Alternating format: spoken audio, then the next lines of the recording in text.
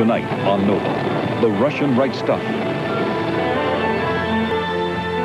The deepest secrets of the Soviet space program can finally be told. How the cosmonauts tried and failed to land on the moon. Once clear leaders in the space race, a string of disasters set them back years. After the moon program collapsed, they tried to hide all the evidence. The story of this Soviet defeat is the dark side of the moon.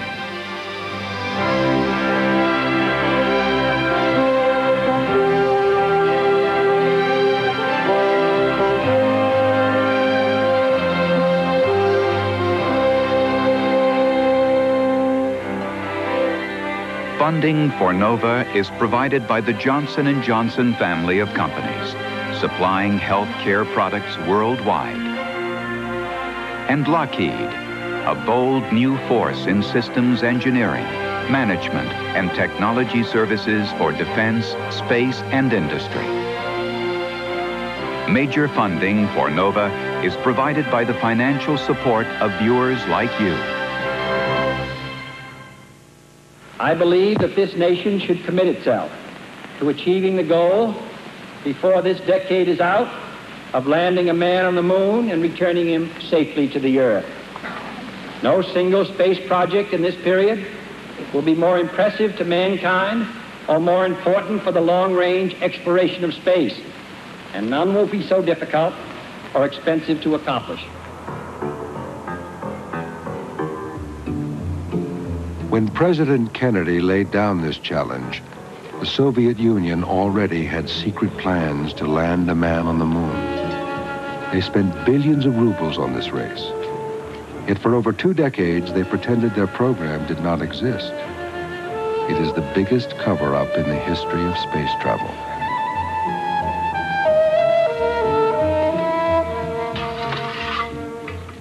If the Soviet lunar program had been successful, this man might have taken the first step on the moon. Alexei Leonov was one of 3 cosmonauts selected to pilot the Soviet lunar landing craft. There was a total of 9 cosmonauts in the program. Some, like Leonov, were training to land on the moon. Others were preparing to fly around it.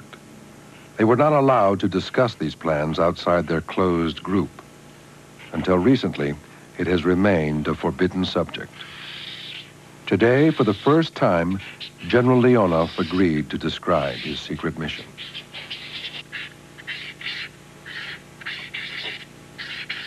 Main antenna. In Russian versions, we have only one man which landed to the moon.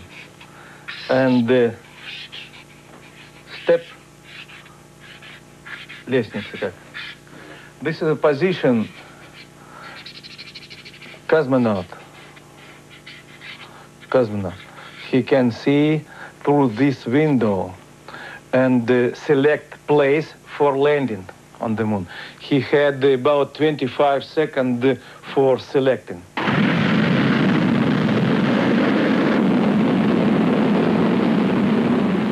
In 1959, the Soviet Union established an early lead in the race by launching several unmanned rockets towards the moon. They successfully crash-landed an object on its surface, and then flew another probe behind the moon. It sent back pictures of the far side, which had never been seen before. In 1963, Premier Khrushchev was basking in the reflected glory of the cosmonauts. Their space flights had been a great political triumph. The Soviet Union had just scored a double first, with the first woman as well as the first man in space. And Khrushchev wanted more. The American astronauts put on a brave face, but they had taken second place every time. They never knew what to expect next. Whenever NASA thought it was narrowing the gap, the Soviets would strike again. The early single-seat spaceships had served their purpose. Both sides had orbited the Earth, and both were now gearing up for the next round with bigger capsules and rockets on the drawing board.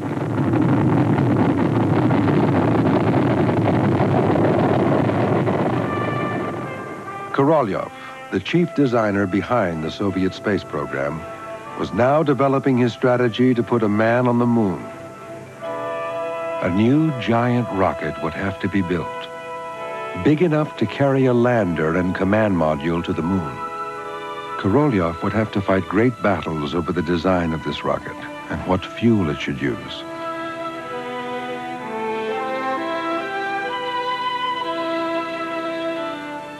Once in lunar orbit, it was planned that a cosmonaut would make a spacewalk from the command module to the lander, which was folded up inside the lower stage. Blasting the lander free, this cosmonaut would begin his descent to the moon, while his partner remained in orbit.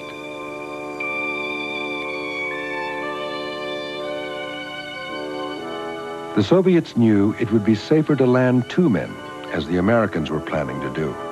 But the Soviet rocket would not be able to carry the extra weight. After a few hours on the surface, the cosmonaut would return to the command module for the journey back to Earth. But the moon landing was years away, and the chief designer faced a more immediate challenge. He knew that NASA had plans to launch a 2-seat spacecraft called Gemini, which would allow astronauts to rendezvous in orbit and perform spacewalks.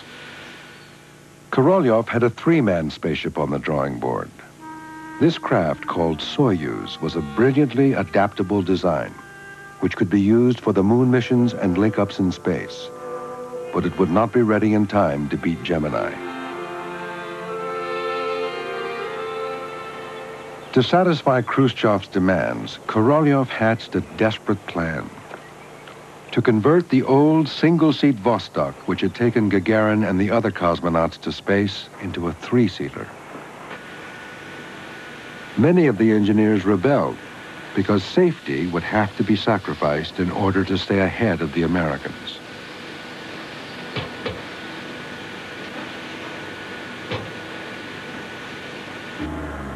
Konstantin Feoktistov, one of Korolev's most talented designers, was at the center of this protest. He was also an outspoken critic of the moon program. Korolev's devious plan to rid himself of a troublemaker was a masterstroke. He knew that Feoktistov wanted to travel to space himself. К вопросу о том, чтобы The question of sending 3 men on the Vostok came up many times. Each time we argued that it would be unsafe, that it would be better to be patient and wait for the Soyuz spaceship to be built.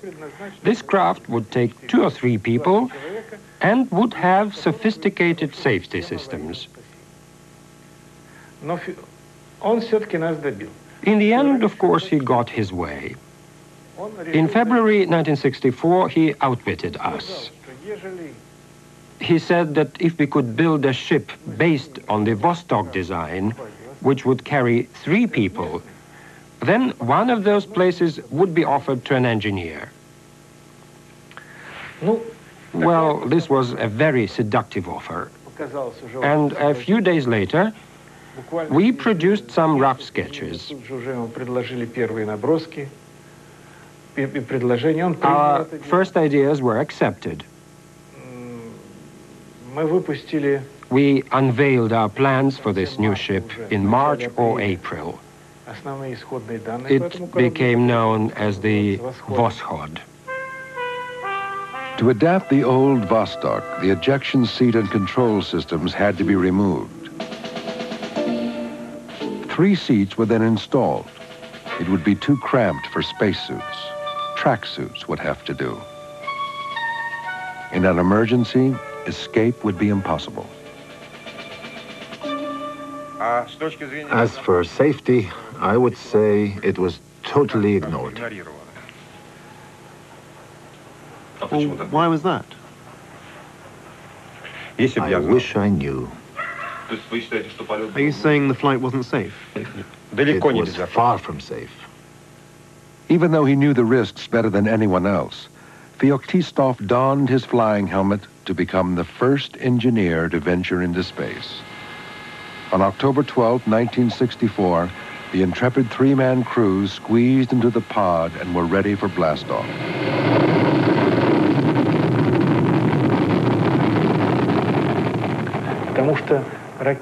Our rocket engines developed about 10 million horsepower. If you think of one person riding a horse, in our case it was as if we were riding 10 million horses. It was a tremendous feeling, particularly the physical effects on the body, the noise, the atmosphere. The experience of liftoff is one of the most powerful feelings of a spaceflight. In 24 hours, they flew 16 orbits round the Earth. The gamble had paid off. It was another blow to American morale.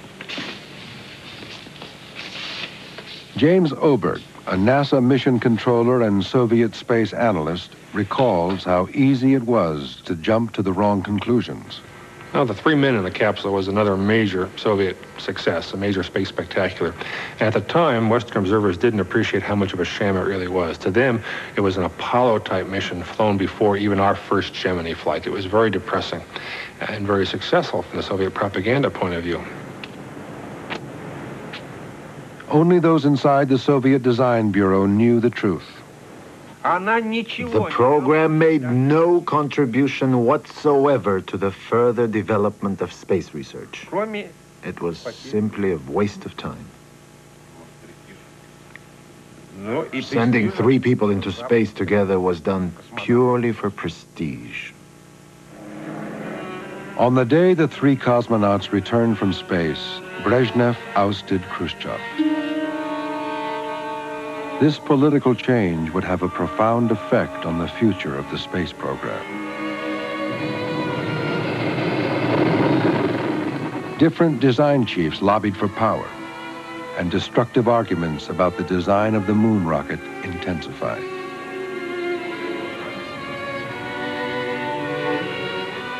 The designers who lived through those bitter years are only now willing to discuss the moon battles.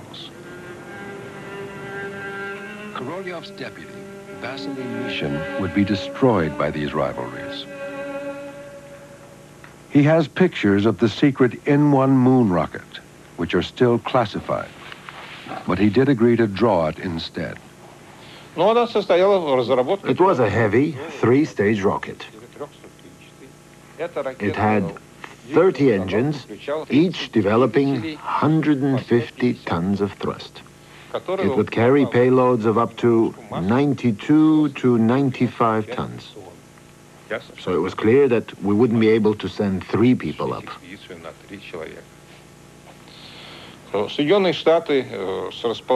The Americans had their launch pad at Cape Canaveral, which was geographically far more favorable than we had at Baikonur.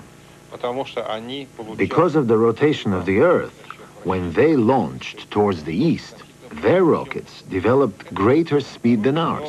Also, from the very beginning, theirs was a fully integrated national program. But the main thing they did was to create a very good nerve center, NASA. NASA was beginning to take the lead. While it was successfully enlisting dozens of corporations to build the Saturn moon rocket, the rival Soviet Design Bureau were fighting over who should build what. They argued about the size of the engines and what kind of fuels to use. Korolyov's original rocket was fueled with liquid oxygen and kerosene. For the N1 moon rocket, his engine designer wanted to use some new, dangerously corrosive fuels. After an angry showdown, he left Korolyov to work on a smaller rocket called Proton. This disastrous split meant that an aircraft designer with no knowledge of rockets had to take over the giant N1.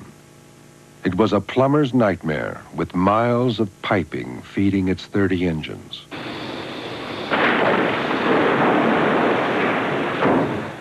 While the engineers set to work, the chief designer had another surprise up his sleeve. To get to the moon, they would need to develop a new technique. spacewalking. Korolev chose Alexei Leonov for the job. He told me, put on a spacesuit and see whether it's possible for a human being to walk in space.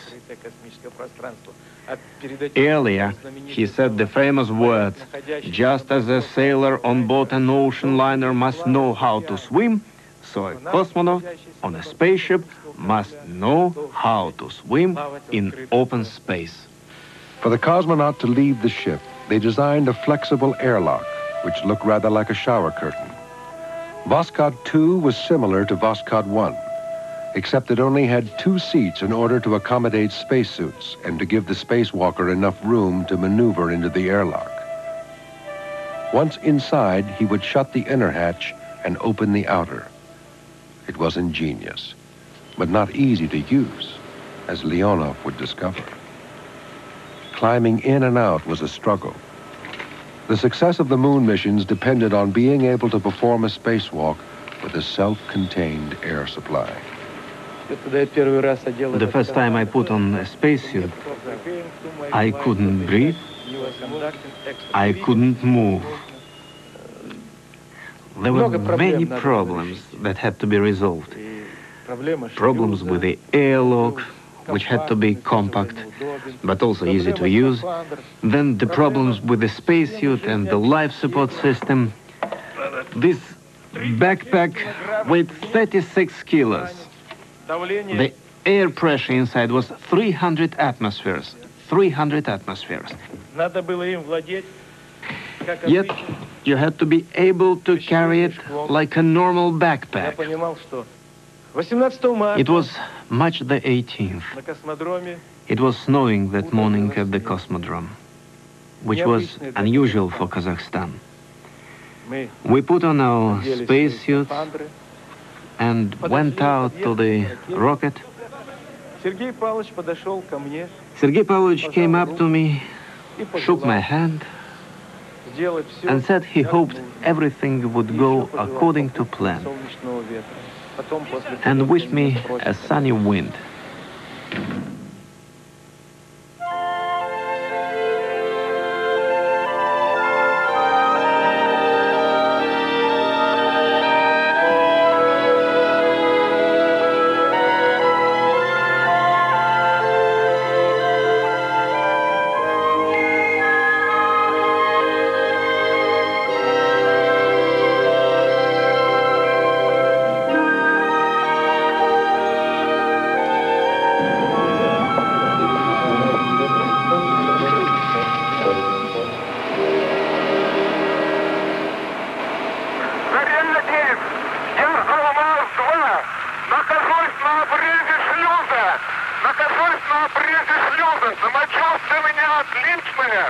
I opened the door, space door, and I saw sky, very black sky, many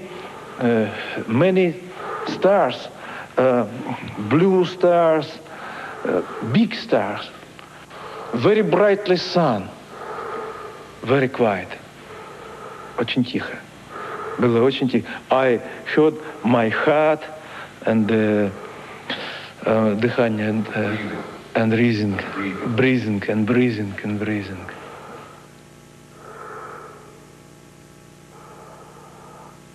Это было интересное состояние. It was an extraordinary sensation. I had never felt quite like it before. I was free above the planet Earth, and I saw it, so it was rotating majestically below me. Suddenly, in the silence, I heard the words, "Attention, attention, man has entered open space." He floated in space for 10 minutes and would spend the next 12 trying to get back in. I couldn't get back in straight away. My spacesuit had ballooned out, and the pressure was quite considerable.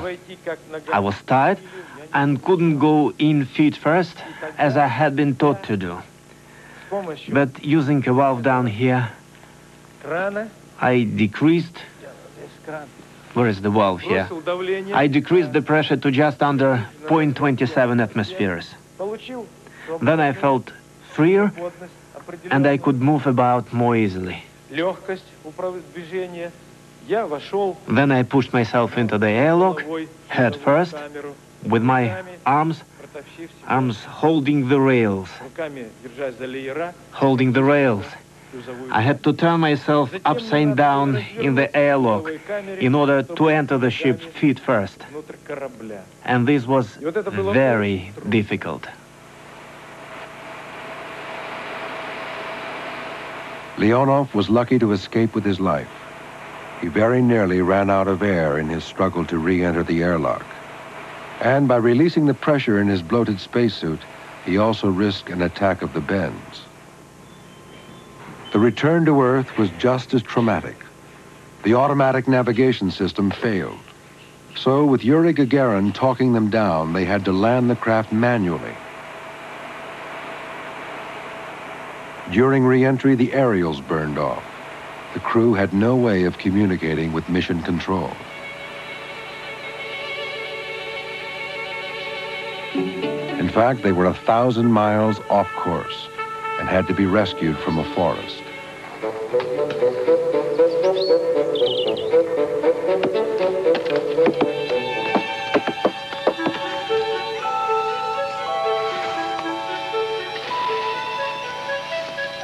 They returned triumphant in the knowledge that a successful spacewalk had been achieved months before the Americans.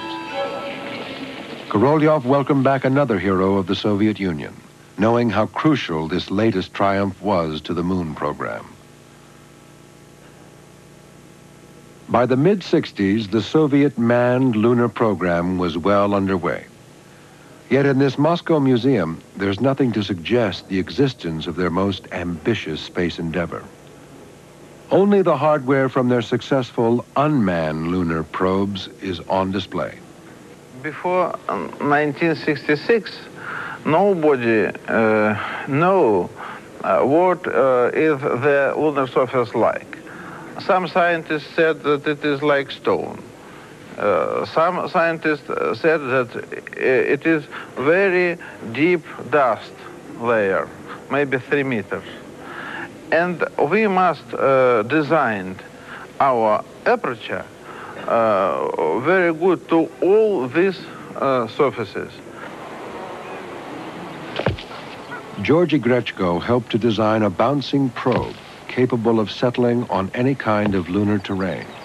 This big ball disappeared, and this small fall on the moon surface. Then these devices slowly go in this position to send the signal to the Earth. And could you tell us what happened to the pictures from the moon? Maybe it was not so good for us, but truth is truth, and glasnost to glasnost. We had in that time a very big bureaucratic system, and when we have the snaps from the moon surface in our bureau, we give it for some small boss. The small boss give it for not so big boss, and then to big boss, to biggest, and this way was very long.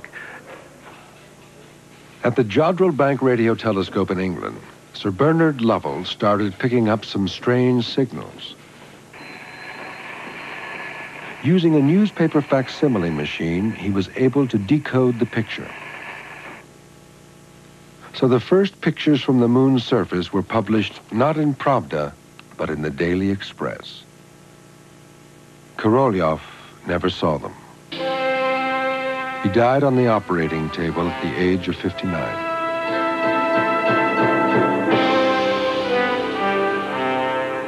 During his lifetime, he had been considered so important to the Soviet Union that officially he had never existed.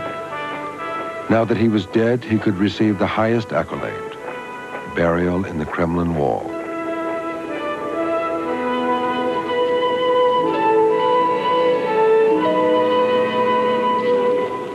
For me, Koryov was the best scientist, the best designer, the best chief, the best man. When he was a chef of this designer bureau, we always were ahead of our American colleagues. Of course, one genius is much better than 1,000, maybe like me. His successor would have to face some intractable problems. The battle lines between the rival design groups were more entrenched than ever. The man who took over was Korolyov's deputy, Vasily Mishin. He inherited a moon program that had lost years of development because of political infighting over the N-1 moon rocket. But at last, the long-awaited Soyuz spacecraft, another vital part of the moon project, was ready to fly. This spaceship would be used for all future manned missions. The man selected for the maiden flight was Vladimir Komarov, who had commanded the dangerous three-man-in-a-pod mission. Komarov was a really good friend of mine,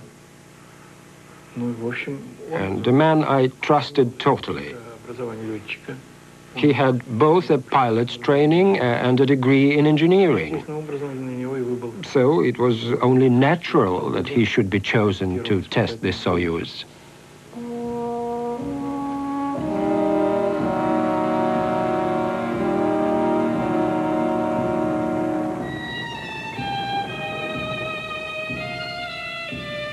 After Soyuz 1 was launched, it ran into problems as soon as it reached orbit. One of the solar panels did not unfold, so the ship's power supplies were too low. The planned rendezvous with the second Soyuz was canceled, and Komarov was ordered home. The landing capsule separated, and he began his re-entry. He was slightly off course and spinning as he entered the atmosphere. To break the capsule on its descent to Earth, a drogue parachute was released, but the main chute became jammed. A backup was deployed, and because the capsule was spinning, the two chutes became tangled.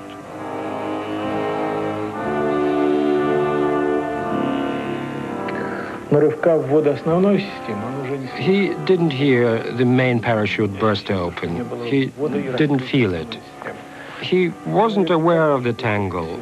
Of course, he should have stabilized the craft with a backup chute because he knew that it was spinning, but it wasn't spinning that fast. The capsule hit the ground at tremendous speed, and Komarov died. Komarov's fatal mission was the first under the new chief designer. This tragedy would set back the Soyuz program over a year. Gagarin, who was Komarov's backup on the mission, paid tribute. Мы ценим его как человека нового общества, пламенного патриота, офицера-коммуниста, воспитанного Ленинской партией, замечательного товарища и верного боевого друга. A year later, Gagarin himself was killed on a routine training exercise when his plane crashed in some woods.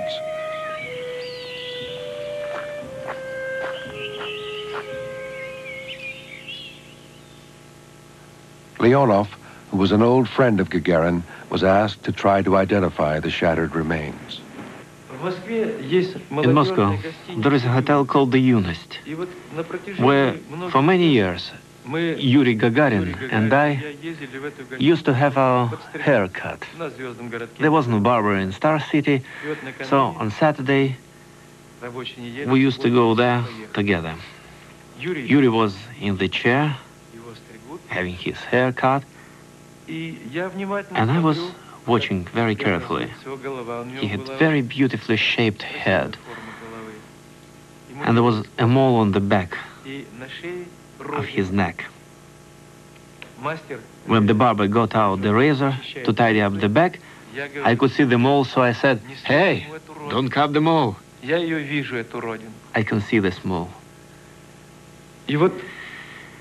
When they began to examine his remains,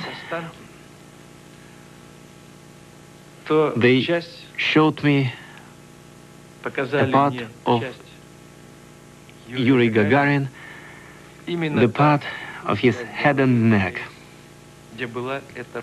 where was the mole. Up till then, I didn't want to believe that Yuri had died.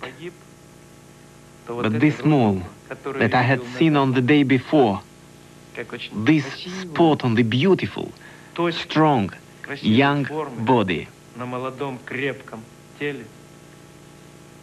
I saw it amongst the remains. Yes, this is the mole of Yuri Gagarin. The Soviet space program was now reeling from the death of its patron saint, Gagarin, its founding father, Korolev, and one of its best cosmonauts, Komarov. The moon seemed further away than ever.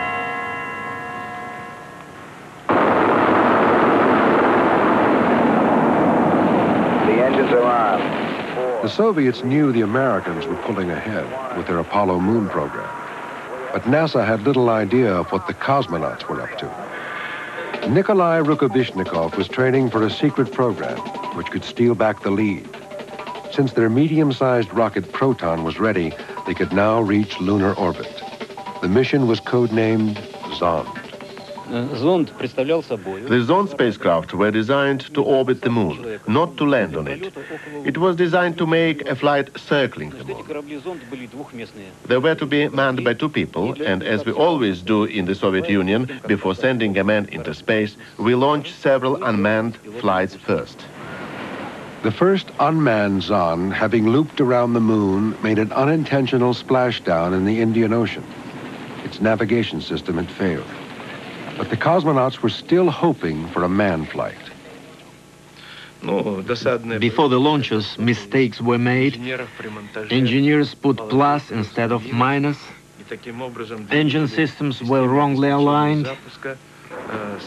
This was infuriating and actually caused the loss of a spaceship. But this would have never happened with a manned mission, and such missions could have gone ahead. But after the death of Sergei Pavlovich Korolev, the program suffered. There was no strong leader to carry it forward and stay a few steps ahead.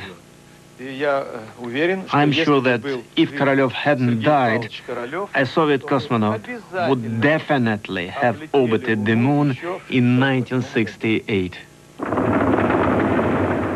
The grounded cosmonauts could only watch as Apollo 8 was launched. 2 weeks earlier, their own flight to circle the moon had been canceled. I know my own impression is that it's a vast, lonely, forbidding type. But the Soviets were still in the race. The giant N-1 rocket was just 2 months away from its first launch, and Leonov was training hard for a landing on the moon. He had to learn to fly a helicopter as if it was a lunar lander. I made 9 very difficult landings in that helicopter, with the engines cut. Normally, pilots don't do such landings because they usually end in a catastrophe. But we did it. We, cosmonauts and pilots, perfected the art. In the U.S., on a proving ground in Houston, Neil Armstrong was practicing for the same maneuver, and his experiences were no less traumatic.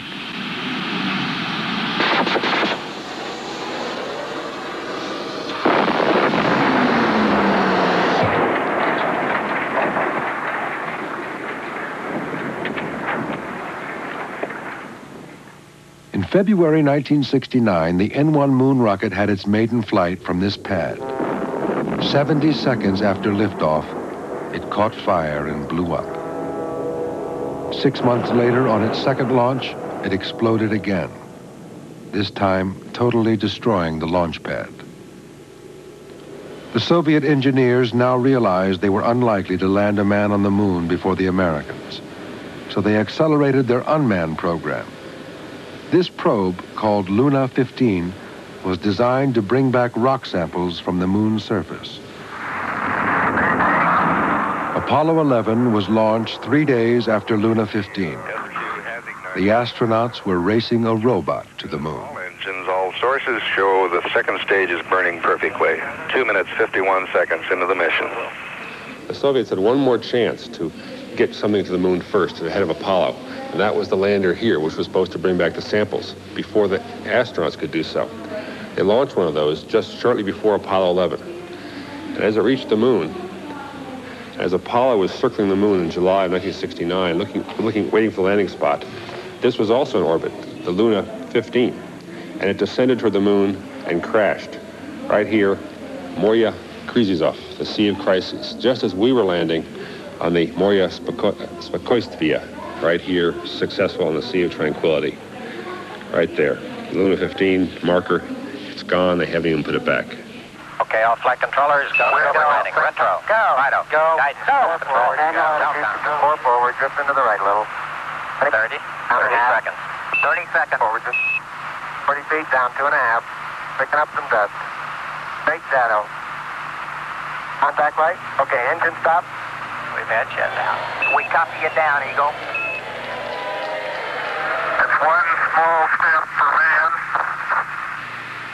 one giant leap for mankind. It was greatest event in the world, I believe. Величайшее событие в мире было. It was extremely interesting when we saw how Armstrong touched the surface of the moon with his foot. It was extremely interesting, especially when the television camera, which was installed on the Apollo lunar module, showed a bit of the moon's surface, the ladder, and Neil Armstrong's foot when he touched the moon. So were you jealous? Well, what can I say? They were our colleagues and they got there first. Someone had to get there first. The Americans may have been jealous of Gagarin's flight. Jealousy doesn't enter into it. It made me happy because it was a great achievement for mankind. Our specialists in the Soviet Union were watching the outstanding American mission with great interest. However, the Russian people were only told about it much later. Several years later. Many years later. What they did publicize was the success of their next unmanned lunar lander. But by the time Luna 16's robotic arm drilled into the moon's surface, 4 Apollo astronauts had brought back samples to America. To retrieve the Soviet moon dust, it was flicked into a canister and blasted back to Earth. It was a clever mission which enabled the Soviet Union to collect moon rock, even if it was only a few ounces. The Apollo astronauts would collect several hundred pounds.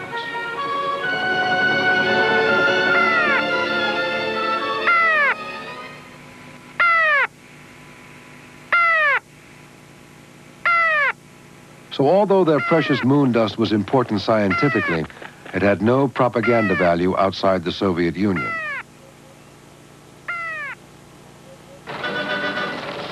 They were eager to prove they could explore the moon without man. Who needed cosmonauts anyway? Work began on a remote-controlled vehicle that could cope with any terrain.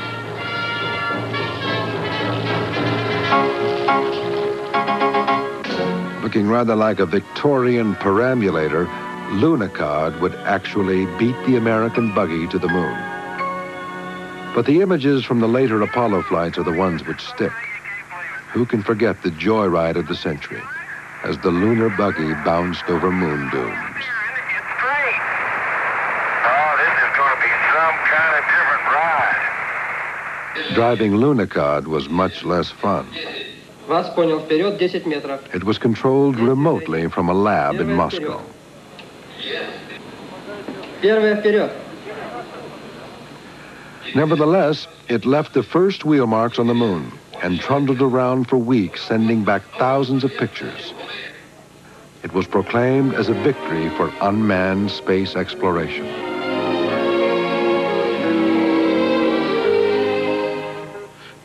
I'm a representative of the manned space program. So, obviously, I think it would have been much better to put the money spent on unmanned flights into manned flights. By the end of the 60s, the only way forward for the manned program was to build space stations, which could be used as a base for long-duration missions. This was the beginning of a new era in the grand plan. In the early days, they investigated the possibility of creating artificial gravity. They hoped to counteract the potentially damaging effects of living in the weightless conditions of space.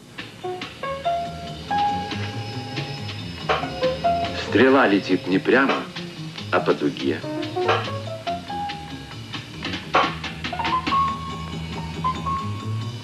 Земных космонавтов-испытателей регулярно навещает врач.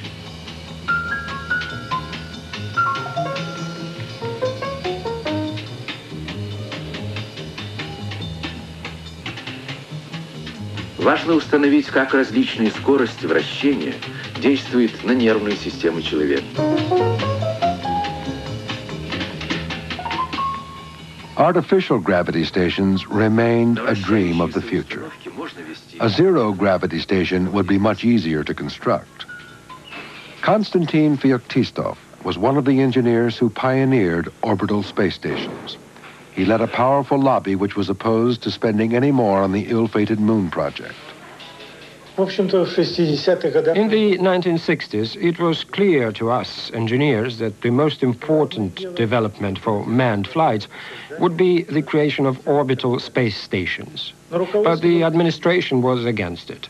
Mission, the design bureau chief, was totally opposed to this. He thought that it was important to carry on with the moon program. Everything else was nonsense and not worth doing. We didn't know how to get the bosses to change their minds. But some well-wishers in the party central committee cunningly inserted a passage into Brezhnev's speech, saying that orbital space stations promised the right way forward. So by going behind his boss's back, Feoktistov achieved his goal.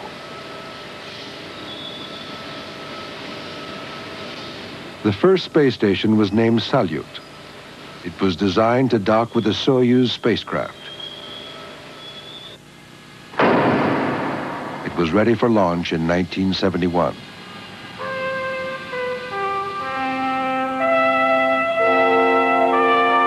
Dobrovolsky, Volkov, and Poltsayev would be the first crew to try living in space aboard the new station.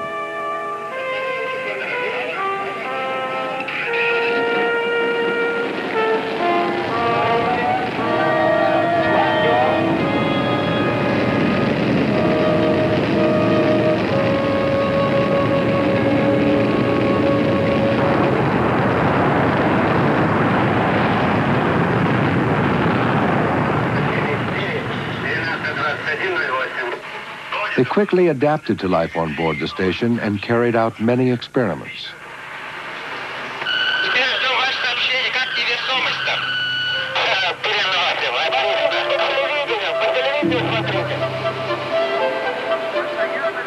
Every night for 3 weeks, they entertained 100 million Soviet television viewers with their reports from the strange, weightless world of Salyut.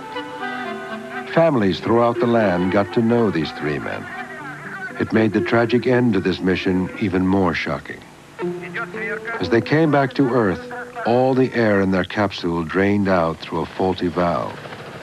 There were no spacesuits on board. The cosmonauts were dead before they reached the ground. In such complicated areas of research as rocket systems and spaceflight technology, no one is immune from danger. In the case of Poltsayev, Volkov, and Dobrovolsky, they didn't know how to use the manual control system. So this is why the flight ended this way. They could hear the hiss of escaping air. They could have put a finger over the hole, and that would have done it.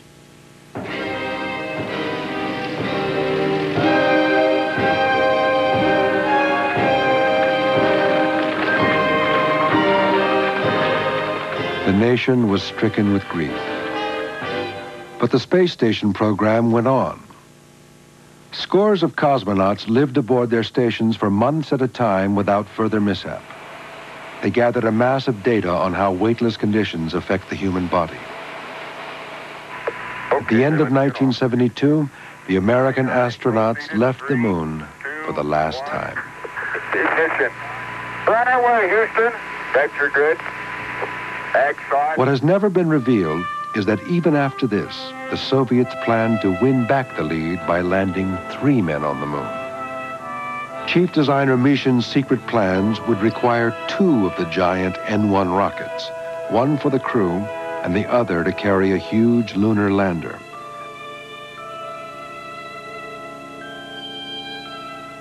Once they were orbiting the moon, the final stages of the 2 rockets would dock, and the entire complex would make its descent to the moon's surface.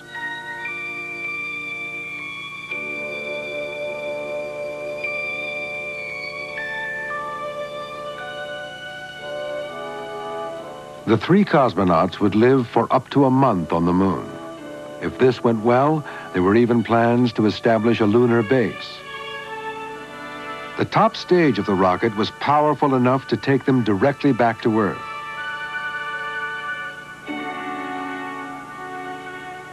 But first, they had to tame their unpredictable N-1 rocket. With its explosive history, 8 perfect launches would be needed before they could dare risk a crew. But the next N-1 blew up 7 seconds after launch. The one after that lasted 107 seconds, the best so far, but not good enough. It was the end of the moon program. James Oberg traveled down to the Baikonur Cosmodrome where the moon rocket was launched. He hoped to find clues which would tell him more about the doomed giant. As soon as he set foot in the main town of Leninsk, Oberg started his search. He was looking for a section of the main fuel tank, which he had heard was being used as a roof over a bandstand, but no one seemed to know where it was. This drawing shows the huge hangar where the moon rocket was assembled, before being wheeled down to the pad. Today, the same building houses the massive Energia rocket that's used to carry the new Soviet shuttle. But until the mid-70s, this was where the N-1 rockets were prepared.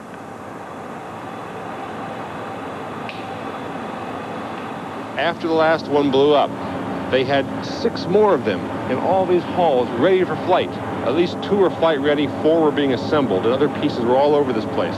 It was canceled. Now, all the spacecraft and rockets in this building were scrapped, torn apart. A couple pieces are outside somewhere. They wouldn't show them to us.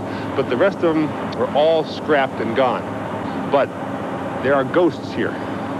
Somewhere, the N-1 moon rocket. Someone remembers it. We felt a deep sense of sadness.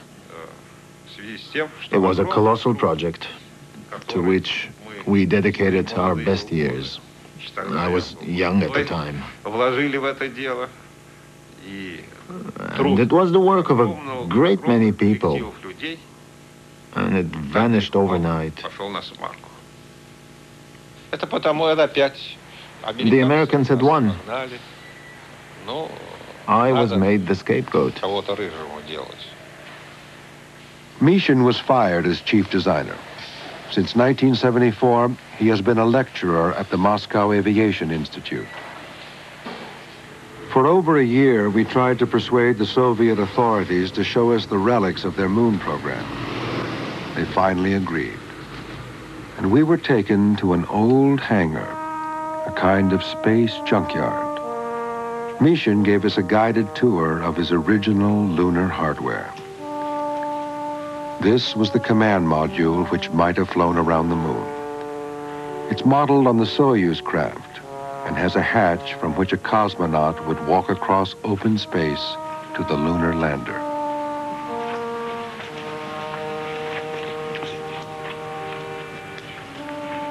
If the N-1 rocket had worked, the legs of this lander might be resting where they belong, in moon dust.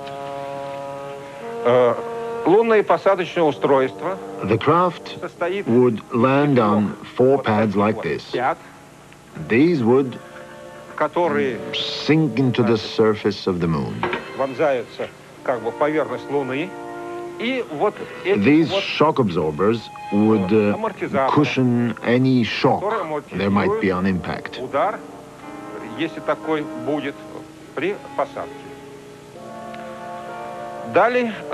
cosmonaut would get out through this special hatch onto this platform and use this ladder to get down onto the surface of the moon. After spending a little time on the surface, the cosmonaut would return to his craft. No one in the West has ever seen inside the Soviet lunar lander. What secrets would it reveal? This was where the intrepid cosmonaut would stand, clutching 2 levers.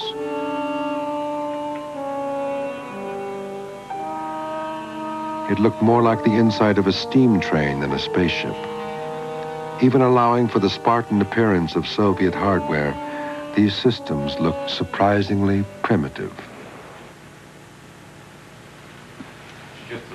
If Korolev had lived, might the Soviet Union have put a man on the moon before the United States? No. Not a chance.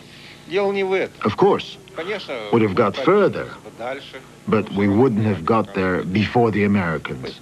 You see, by the end of our moon program, we had spent 4 billion rubles altogether. But the Americans had spent over 25 billions. That speaks for itself.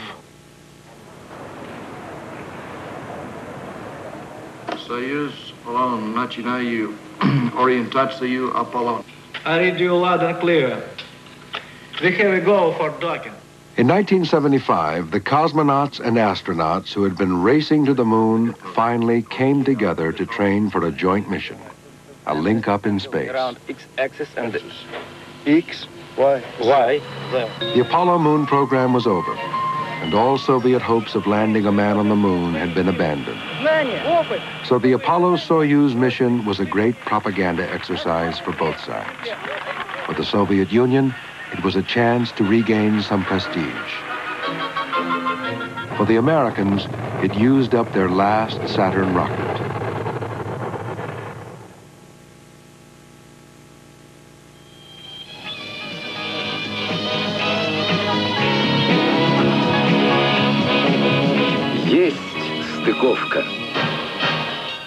The long-awaited handshake offered the hope that in space, people could transcend their earthly differences.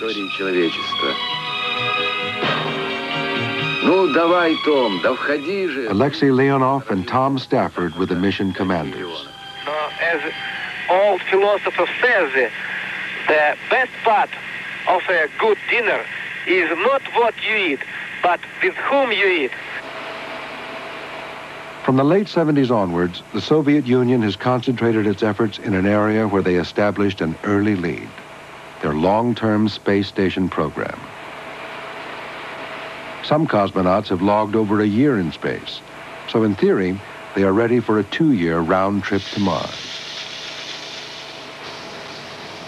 Perhaps, instead of racing to Mars, the Soviets and Americans could pool their knowledge and resources. It might be the only way to finance such an expensive journey. This would be popular with the astronauts and cosmonauts, but maybe it needs a race to move governments. Знаете, каким он парнем был, на руках весь мир его носил. Сын земли и звезд нежен был и прост, людям свет как дан понес. Он сказал, поехали, он взмахнул рукой, словно вдаль по питерской. This episode of Nova will repeat tomorrow afternoon at 4 p.m. And watch part 3 of this special Nova presentation tomorrow night at 8 p.m. Now stay tuned for Scientific American Frontiers right after a news update.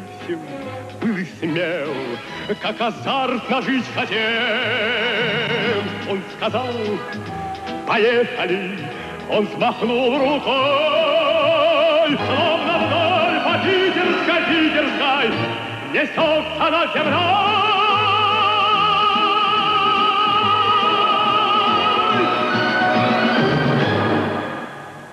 Next time on Nova, the Russian right stuff. What it takes to be a modern cosmonaut.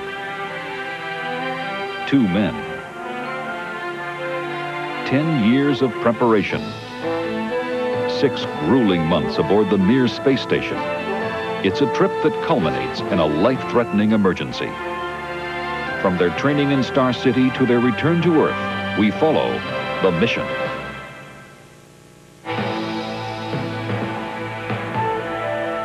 Funding for Nova is provided by Lockheed, a bold new force in systems engineering, management, and technology services for defense, space, and industry. And the Johnson & Johnson family of companies, supplying healthcare products worldwide. Major funding for Nova is provided by the financial support of viewers like you. For a transcript of this program, send $5 to this address or call 212-227-READ.